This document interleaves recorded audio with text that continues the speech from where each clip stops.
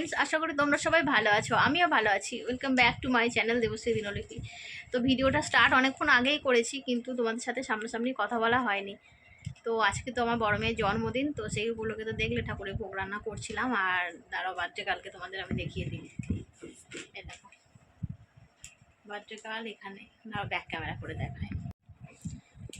এ দেখো বার্থডে কাল, নতুন জামা পরে বসে আছে আর মা এদিকে পেপার পড়ছে। মায়ের এটা প্রতিদিনের কাজ। আর এই দেখো, আমি বলেছি না আমার বাড়িতে জন্মদিন হলে কার সেটা বোঝা খুব কঠিন। দেখো দুজনে দেখেছো সেম কালারের ড্রেস পরেছে, সেম সাজগুজ করেছে, সব কিছু একদম।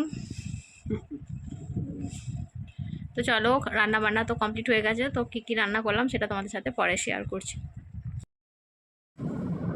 তো দেখো এখানে রান্নার মধ্যে মেয়ের যেহেতু জন্মদিন তাই ওকে 5 রকমের ভাজা করে দিয়েছি। আর এখানে ঠাকুরে একটু ভোগ দিয়েছিলাম, তাই সেটাই তোমাদের দেখিয়ে দিলাম। এখানে ঢাকা দিয়ে রেখে দিয়েছি ওটা। আর ভাত তো অলরেডি হয়েই গেছে। আর বিশেষ কিছু রান্না করিনি জানো তো। সেদিন ফ্রায়েড রাইস আর আলুর দম করার কথা ছিল, কিন্তু মেয়ে যেহেতু বললো শরীর ভালো নেই, আমি ফ্রায়েড রাইস খাবো না, তো পরে আমাকে মেনুটা চেঞ্জ করতে হলো।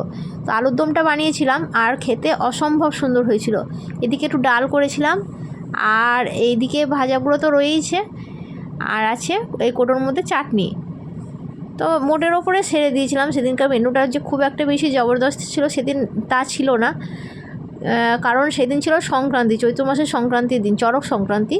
তো সেদিন তো বাড়িতে সব নিরামিষই রান্নাবান্না হয়। তো আমার মেয়ের জন্মদিনটা পড়েছিল, কিন্তু তখন নিরামিষই রান্নাবান্না করেছিলাম। আর এটা এখানে দই রাখা আছে, আর এখানে ভাজি গরম গরম বেগুনি। তো এই দিয়ে আজকে খাওয়া দাওয়াটা আমাদের হয়ে যাবে। আর পাঁপড় ভাজা তো রাখাই আছে। তো পাঁপড় ভাজাটা আমাদের মোটামুটি বলতে পারো প্রায় দৈনন্দিন জীবনে আমরা রোজই খাই। তো এখানে বেগনিগুলো আমি ভেজে নিচ্ছি এখন, তারপরে মেয়েদেরকে খেতে দিয়ে দেবো, তারপরে খাবো আমরা। আর সেদিন যেহেতু সংক্রান্তি ছিল, এই সংক্রান্তিতে অনেকের বাড়িতে অনেক কিছু নতুন নতুন খাবারের আইটেম থাকে, কিন্তু আমাদের সেরকম কোনো নিয়ম নেই বলে আমরা যেমন নিরামিষের ওপরে মোটের ওপরে রান্না করি আর কি। আর এখন দেখো চলে এলাম একদম সরাসরি বিকেলবেলা। তো এখন আমি চা বানাচ্ছি। তো হবে 2 রকমের চা, কারণ আমাদের হবে লিকার চা, আর এসেছে আমার মাসিমা মানে জায়ের মা। তো ওনার জন্য আমি দুধ চা করে দেবো আর কি। আর এই যে এই হামানদিস্তাটা দেখছো, এটা তোমাদের সামনে নিয়ে এলাম প্রথম, কখনো শেয়ার করিনি। তো এই রিসেন্ট আমি আমার এক পিসির বাড়ি গেছিলাম মেলাতে। তো সেখানকার হরিনাম সংকীর্তনে মেলা, তো সেখান থেকে আমি এটা 150 টাকা দিয়ে কিনে নিয়ে এসেছি। তো এটা আমার ভীষণ কাজের জিনিস, এটা দিয়ে আদা থেতো করে চা করা খুবই কাজের জিনিস বলতে পারো। এটা খুব উপকার হয়েছে এটা কেনাতে আমার। তো এখন আমি আদাটাকে ভালো করে থেতো করে তারপরে চায়ের মধ্যে দিয়ে দিচ্ছি। আর তোমাদের সাথে গল্প করতে করতে আমার যে গ্যাসটা কখন নিভিয়ে গেছে আমি খেয়ালই করিনি। তো গ্যাসটাকে আবার দেখো দ্বিতীয়বার আমাকে ধরাতে হচ্ছে। আর তোমাদের সাথে গল্প করছি এদিকে, আর ওদিকে আমি ভয়েসটা মিউট করে দিয়েছি। ওখানে আমার ছোটো মেয়ে দাঁড়িয়েছিল, আমি ছোটো মেয়ের সাথেও কথা বলছিলাম আর কাজ করছিলাম।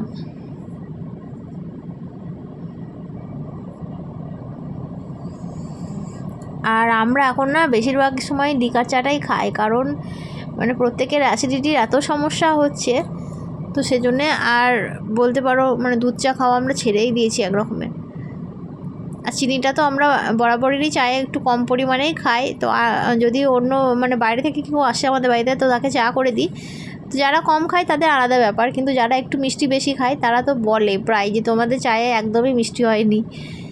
আসলে আমরা কম খাই, তো সেরকম অনুযায়ী করা হয়। তো ভিডিওটা চলতে চলতে তোমাদের একটা কথা বলি। তো যারা নতুন বন্ধু আসছো, ভিডিও দেখছো, চলে যাচ্ছ, প্লিজ তোমাদের কাছে অনুরোধ করছি তোমরা চ্যানেলটা সাবস্ক্রাইব করে আমার পাশে থাকো। পাশে থাকা বেল নোটিফিকেশানটা অল করে দাও, যাতে আমার ভিডিও নোটিফিকেশান সবার ফার্স্ট তোমাদের কাছে পৌঁছে যায়। আর পুরনো বন্ধুদের জানাই আমি অসংখ্য ধন্যবাদ, যারা প্রতিনিয়ত আমাকে এই সুন্দর সুন্দর কমেন্ট করছো, আমার ভিডিওগুলো দেখছো, আমাকে এগিয়ে যেতে সাহায্য করছো। দেখো আমার চাটা ফুটে গেছে, এই চাটা আমি ছেঁকে নিয়ে তারপরে দুধ চাটা বসাবো। আর কে কে দুধ চায়ে আদা দিয়ে খাও আমাকে একটু কমেন্ট করে জানাবে। দুধ চায়ে আদা দিয়ে খেতে না অসম্ভব সুন্দর লাগে। কেউ খাও কি না জানি না, কিন্তু আমি খাই, ভালো লাগে।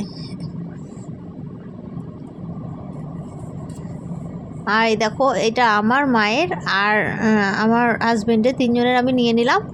তারপরে মাসি মায়ের জন্যে আর আমার জায়ের জন্য দুধ চা বানিয়ে দেবো।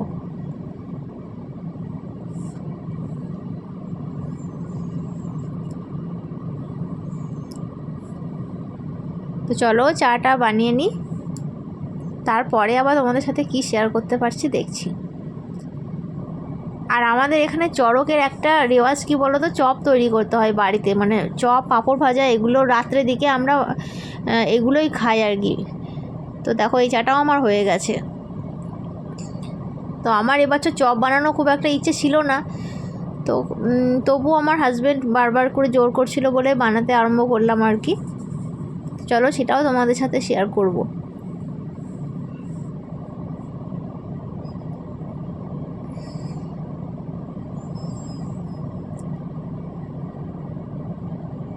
আর এখন এমন হয়ে গেছে না, আমি যদি নিজেও ক্যামেরা ওপেন না করি, কিন্তু আমার বর বা মেয়ে এরা এসে আমাকে বলবে মা ভিডিও করছো না, বা বর এসে বলবে তুমি ভিডিও করছো না, এরকম ব্যাপার। তো দেখো প্রথম থেকে আমি তোমাদের সাথে শেয়ার করিনি, আলু সিদ্ধ করা মাখানো সমস্ত কিছুই আর শেয়ার করা হয়নি। এখন ভাজছিলাম আর কি। তো ভাজার সময় ছোটো মেয়ে এসে বললো মা তুমি ভিডিও করছো না। তো আমি বললাম আমার ভালো লাগছে না সেজন্য করছি না। তো বললো দাও ফোনটা, আমি ভিডিও করে দিচ্ছি। আমি বললাম ঠিক আছে তুই যদি করে দিস তাহলে দে। তো এই বলে ও ভিডিওটা করে দিচ্ছিল, আর আমি ওদের সাথে কথা বলছিলাম, আর পিছনে আমার যাও দাঁড়িয়েছিল, ওদের সাথে কথা বলছি আর নিজের কাজ করে যাচ্ছি আর কি। তো বন্ধুরা ভিডিওটা যদি ভালো লাগে তো লাইক কমেন্ট শেয়ার করে দিও, নতুন বন্ধুরা চ্যানেলটা সাবস্ক্রাইব করে পাশে থেকো। তো চপগুলো খেতেও খুব সুন্দর হয়েছিল। আর পরের দিন যেহেতু পয়লা বৈশাখ আবার অশোক ষষ্ঠী, তো এই বাসি খাবারটা খাওয়া হবে না বলে আমি অল্প করেই বানিয়েছিলাম আর কি। যা বানানো হয়েছিল আমাদের মানে সবার জন্য আর কি যথেষ্ট পরিমাণে, আবার কারোর যে বাড়তি হয়েছিল তাও কিন্তু নয়, আবার কমও পড়েনি কারোর জন্য, এই পর্যন্ত আর কি। তো আজকে ভিডিওটা কেমন লাগলো অবশ্যই জানো, সবাই কমেন্টে জানিও। আমি খুব একটা ভালো পারি না, আবার খারাপও হয়নি, খেতে বেশ টেস্টি হয়েছিল এই পর্যন্ত আর কি।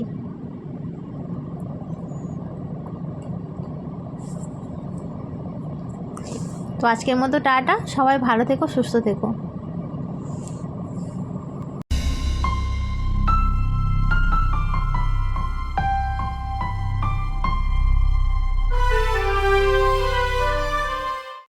উড়েছে মন,